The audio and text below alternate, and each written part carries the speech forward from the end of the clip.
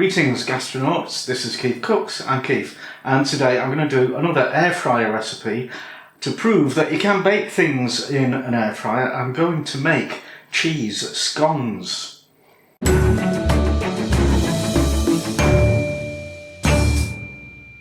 This was requested by Louise Williams, so it should be a nice straightforward thing. And what could possibly go wrong? A couple of weeks ago a report came out that listed the cost of running various devices in your kitchen. I told you this last week on the air fryer chicken, but just in case you missed it. Microwave cheapest, air fryer second cheapest, and slow cooker third cheapest. So since then everybody wants an air fryer. I'll give you some tips on what to look for in a good one. So if you enjoy this video, give it a like, share, subscribe, etc. And let's get on with it. Air fryer cheese scones. Okay, ingredients for the scones. I've got 225 grams of self-raising flour. I've got 100 grams of grated mature cheddar, plus another 50 grams to go on top, which also needs to be grated.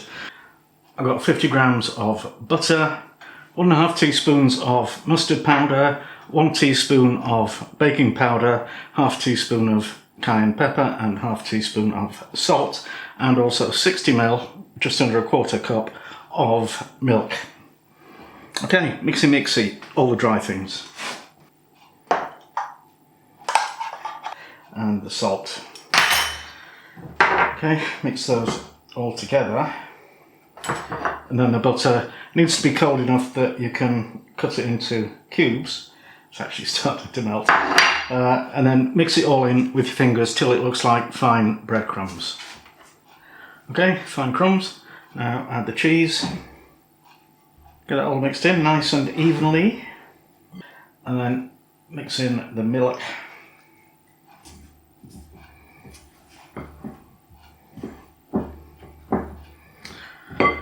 Bit more.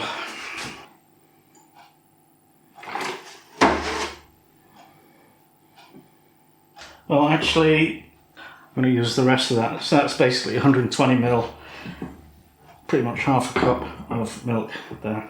So this is my old air fryer. I've had it 2 or 3 years and I was given it to review. So it's not necessarily what I'd choose to buy now, but it's perfectly adequate and it still works absolutely fine. But if you're going to buy a new one, well, it depends how many people you're cooking for. But, you know, for the two of us, this is perfectly adequate. Actually, it's quite a big one. It's 5.5 litre capacity, which doesn't mean an awful lot.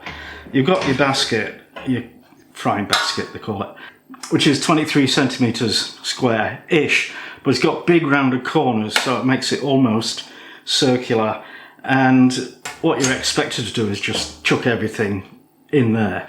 But if you're doing something a bit sloppy, you might want to put it in a dish. If you're making a pie, you want a pie dish. So you need to consider the size of, you know, I've only got one metal dish that will fit in there that I could do a pie in, you know, apart from little individual ones. And also it didn't come with any accessories like a steel rack or a trivet, so I could have 2 layers of food in there. So that's something to look out for. You get a lot of programmable nonsense, you know, pre-programmed things for chicken. I always ignore things like that. And they take up a lot of space and they're generally not pretty. But I have seen some that have got windows so you can see into the cooking chamber, see how it's getting on, which might be useful. Right, so I'm going to put my scones. I would normally put them on a baking sheet. I don't have one that will fit in here. So that's the removable bottom from a cake tin that fits in there. And that's my bit of paper that I've cut just slightly larger than the bottom of the container. So get that out of the way. So basically I put my scones on there. Oh, scone. I don't care. I say scone. You can say scone if you want. I don't care. You're wrong, but you know. I'm going to turn the air fryer on. It's a bit noisy. I'll put it on its maximum, which is 200 Celsius. If you're actually using a normal oven, that would be 200 Celsius for a fan oven, a convection oven, 220 for a conventional one, and gas 6 or 7 I think. You need a bit of flour on your worktop. and roll out the dough. Just push it together, don't knead it, it's not bread. Now because the air fryer drawer is more or less square, I'm going to make my scones more or less square to make best use of the space. Well no, actually I can't make 6 squares, they won't fit, so I'll make 6 rectangles. Place them on the floured greaseproof paper, but leave plenty of space between them because they will expand. Now to finish them off, I'm just going to paint the tops with some milk and then sprinkle them with some more cheese, which I grated when you weren't looking. I'm not entirely sure what my plan was with that little metal plate. I think I thought maybe I could lift the whole thing into the drawer, but obviously I can't. So I'm just going to put that in.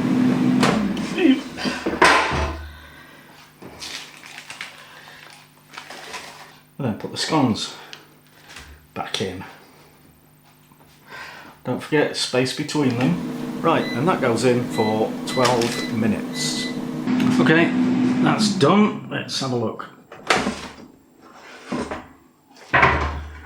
I think another 5 minutes.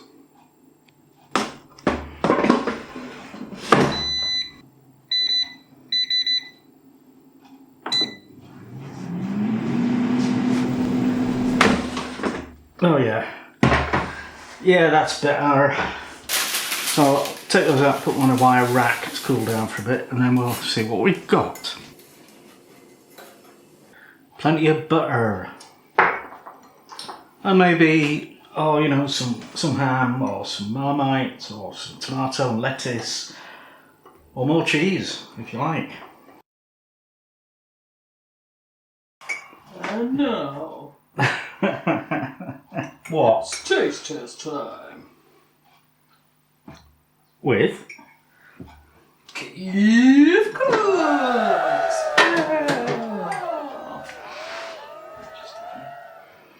And now it's taste test time with Mrs. KeefCooks. Hello, darling. Squeak to me! Hello, people. Right. Got home just the right time. Okay, so. Scones? Scones. I call them scones. What do you call them? Scones. Yeah.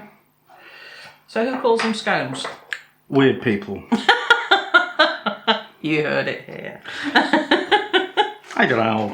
It's not, you know, it's not a hard divide like north-south. There's pockets of sconeness and sconeness all over the place. So I'm having in here. It actually doesn't really need a piece of cheese on it. Of course not. I'm just being silly. Don't need strawberry jam either. Pie mugs. Anyway. Yeah. That's really nice. Very cheesy. Crisp on the outside. Fluffy and moist on the inside. I've been watching too many adverts. Look here. Okay. Yeah. They're what they're supposed to be. Very nice. Alright. Thanks for watching. And see you next time.